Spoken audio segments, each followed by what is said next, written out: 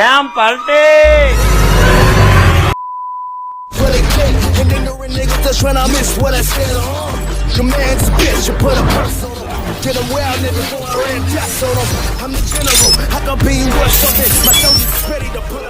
जहां Avengers end game के बाद लोग ये चीजें कह रहे थे कि वो अब मार्वल सिनेमैटिक यूनिवर्स की मूवीज ही देखना छोड़ देंगे क्योंकि टोनी स्टार्क और कैप्टन अमेरिका जैसे कैरेक्टर्स जा चुके थे, वो लोग उस टाइम पर ये बात भूल गए थे कि अभी भी स्पाइडरमैन जैसे आइकॉनिक कैरेक्टर्स बाकी हैं। जहां पर presently Spiderman no way home की हाइप उस टाइम पर मौजूद अवेंजर्स एंड गेम की हाइप को मैच भी कर रही है और कुछ पर्सपेक्टिव से उसे ओवरशैडो भी कर रही है, जिसके पीछे काफी नॉस्टैल्जिक फैक्टर्स भी हैं और प्रेजेंटली दिख रहा मल्टीवर्स का फैक्टर भी। जहां अवेंजर्स एंड गेम ने मार्वल सिनेमैटिक यूनिवर्स की 10 इयर्स की स्टोरी लाइन को कल्मिनेट किया था, वहीं स्पाइडरमैन नो वे होम पुराने स्पाइडरमैन को भी रीइंट्रोड्यूस कर सकती है, साथ ही आने वाली मूवीज के सिनेमैटिक यूनिवर्स के लिए एक एग्जाम्पल के तौर पर एक नई शुरुआत भी कर सकती है। तो हे गाइस, कैसे हैं आप लोग? मेरा नाम है दीपक और आज की इस वीडियो के अंदर हम बात करने वाले हैं Spiderman no way home versus Avengers endgame की कि आखिर इन दोनों मूवीज की हाइप कैसे सिमिलर है और इन दोनों मूवीज के अंदर कौन सी मूवी एक बेटर मूवी के तौर पर उभर कर नजर आ सकती है।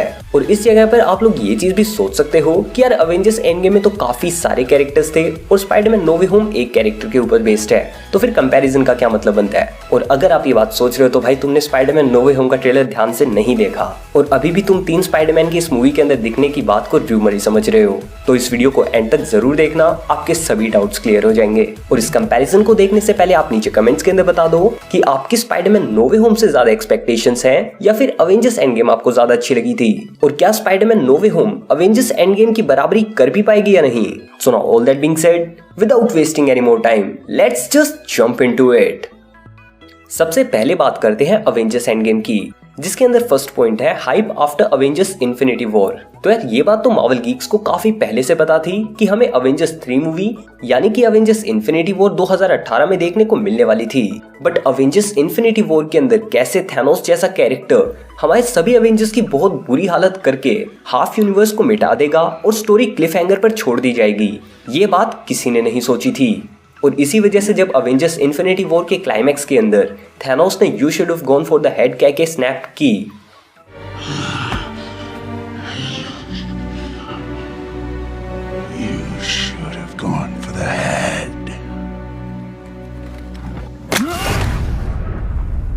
तो सभी की आंखें फटी की फटी रह गई थी और उसी मोमेंट से लोगों ने स्टार लॉर्ड को गालियां देनी शुरू कर दी थी। अब गाली गलौज के बीच काफी ज्यादा हाइप बन गई थी नेक्स्ट अवेंजर्स मूवी की, यानी कि अवेंजर्स 4 की, जिसका टाइटल तक रिवील होने में काफी ज्यादा समय लिया मार्वल स्टूडियोज ने, but the hype was real क्योंकि अवेंजर्स एंड गेम के टाइटल तक ना पता होने के बावजूद फैंस उस मूवी के लिए काफी ज्यादा एक्साइटेड थे, वो भी इतने ज्यादा कि इन दोनों मूवीज के बीच में 1 साल का गैप आया, लेकिन किसी को भी ऐसा फील नहीं हुआ कि अवेंजर्स इन्फिनिटी वॉर के बाद उस मूवी की हाइप डेड हो रही हो। और रीजन यही था कि अवेंजर्स एंड गेम के अंदर हमें अवेंजर्स इन्फिनिटी वॉर के मुकाबले भी काफी ज्यादा एक्शन देखने को मिलने वाला था। नेक्स्ट पॉइंट पर अगर बात करें अवेंजर्स एंड गेम की स्टोरी लाइन की, तो वो मूवी इन्फिनिटी सागा का कल्मिनेटिंग पार्ट था, जहां पर 10 साल की स्टोरी लाइंस को इस मूवी के अंदर कल्मिनेट किया गया। और यार पर्सनल ओपिनियन से बता रहा हूँ, जिन लोगों के साथ मैं अवेंजर्स एंड गेम देखने गया था उनमें से काफी सारे लोगों को मार्वल सिनेमैटिक यूनिवर्स का ज्यादा आइडिया नहीं था और इसी वजह से उन्हें काफी ज्यादा कंफ्यूजन हुई अवेंजर्स एंड गेम की स्टोरी को समझने में, क्योंकि उस मूवी की खुद की स्टोरी इतनी ज्यादा प्रोमिनेंट नहीं थी। तो उन लोगों को ऐसा फील हुआ कि अवेंजर्स एंड गेम की स्टोरी खुद में एक स्टोरी नहीं थी, बल्कि वो काफी हद तक कनेक्टेड थी मार्वल सिनेमैटिक यूनिवर्स की पुरानी मूवीज से। इस वजह से अगर कोई नया बंदा उस मूवी को देखने के लिए जाता तो उसे काफी सारी चीजें समझने में बहुत दिक्कत आती, क्योंकि यार ऑब्वियसली आपको ये भी नहीं पता कि वकांडा क्या है, फैल्कन कौन है, म्योलनिर के लिए वर्दी होना आखिर क्या इंपॉर्टेंस रखता है और सैम का ऑन योर लेफ्ट बोलना आखिर किस चीज की इंपॉर्टेंस को शो करता है। On your left. On your left. On my left. Got it. Don't say it. Don't you say On it. your left. Come on! इसके अलावा इस सीन के अंदर आई एम आयरन मैन कहने का सीन आखिर क्या बनता था, तो इन सभी चीजों को इमोशनली तो वही बंदा फील कर सकता था जिसने मार्वल सिनेमैटिक यूनिवर्स की बाकी मूवीज देखी हों, जिस वजह से हाँ मार्वल गीक्स के लिए तो ये मूवी काफी ज्यादा एपिक थी, लेकिन काफी सारी बातें रेगुलर ऑडियंस के सर के काफी ऊपर से जा रही थी। और ऐसा मैं पर्सनल ओपिनियन से बता रहा हूँ, और आपके भी फ्रेंड सर्कल में कोई ना कोई ऐसा बंदा जरूर होगा जिसे अवेंजर्स एंड गेम से ये शिकायत जरूर रही होगी।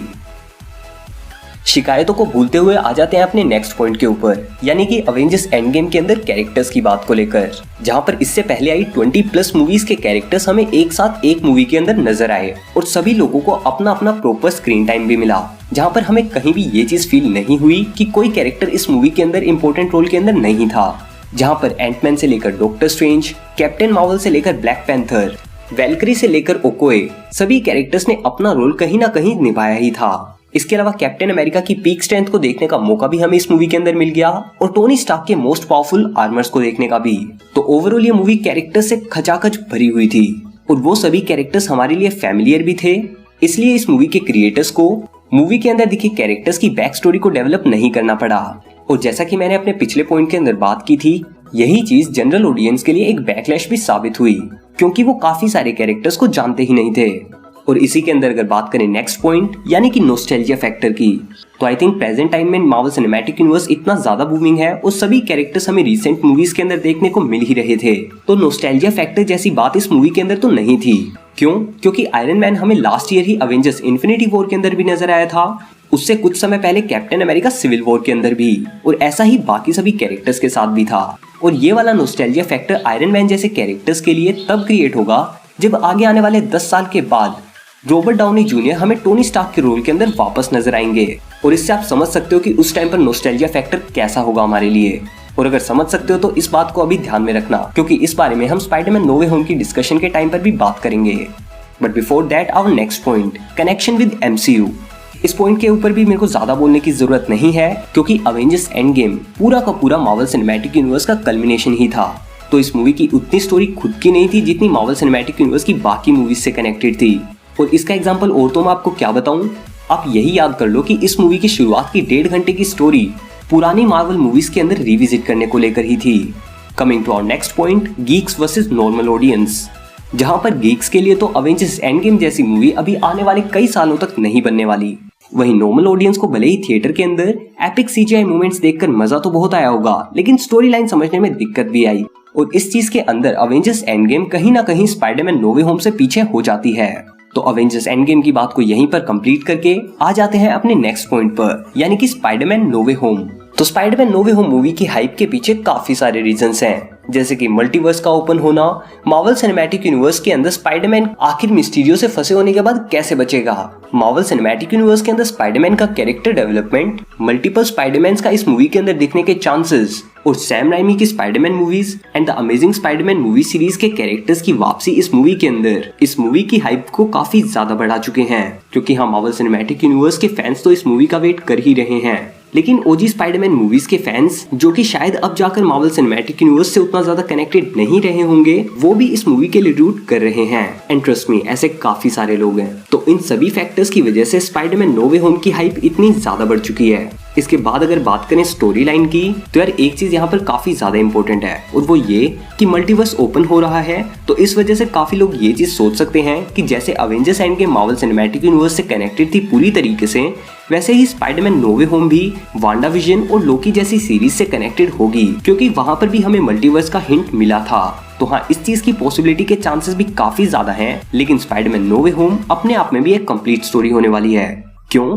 क्योंकि डॉक्टर स्ट्रेंज के स्पेल कास्ट करने का रोल भी मार्वल सिनेमैटिक यूनिवर्स के अंदर मल्टीवर्स को ओपन करने के पीछे एक इक्वली इंपॉर्टेंट रोल प्ले करने वाला है। तो जिन लोगों को अगर वांडा विजन के अंदर वांडा की पावर्स की वजह से अनलीश हुए मल्टीवर्सल के कॉन्सेप्ट के बारे में, और लोकी सीरीज के अंदर सिल्वी की वजह से सेक्रेट टाइमलाइन के ब्रेक होने के बाद मल्टीवर्स की ब्रांचिंग के क्रिएट होने के बारे में भी ना पता हो, वो लोग भी स्पाइडरमैन नो वे होम को इक्वली एंजॉय करेंगे, क्योंकि उनको ये तो पता होगा कि डॉक्टर स्ट्रेंज की वजह से मल्टीवर्स ओपन हो रहा है, जो कि हाँ वो गलत नहीं है। तो ऐसा नहीं होने वाला कि उन लोगों को स्टोरी के बारे में कुछ कंफ्यूजन होगी। और मुझे तो यही लगता है कि इस बात का फैक्टर अवेंजर्स एंड गेम से ज्यादा पॉजिटिव इफेक्ट दे देगा स्पाइडरमैन नो वे होम को, क्योंकि इसको ना सिर्फ 10 साल से मार्वल सिनेमैटिक यूनिवर्स के फैन रहे लोग देख पाएंगे, बल्कि जो नए लोग भी मार्वल सिनेमैटिक यूनिवर्स से जुड़ने वाले हैं, वो लोग भी इस मूवी को इक्वली एंजॉय कर पाएंगे। इसके बाद अब अगर नेक्स्ट बात करें इस मूवी के अंदर दिखने वाले कैरेक्टर्स की, तो काफी ज्यादा हाई चांसेस हैं कि इस मूवी के अंदर हमें मल्टीपल स्पाइडरमैन तो देखने को मिलने ही वाले हैं, बल्कि इसी के साथ साथ हमें मल्टीपल स्पाइडरमैन के विलन्स भी इस मूवी के अंदर नजर आएंगे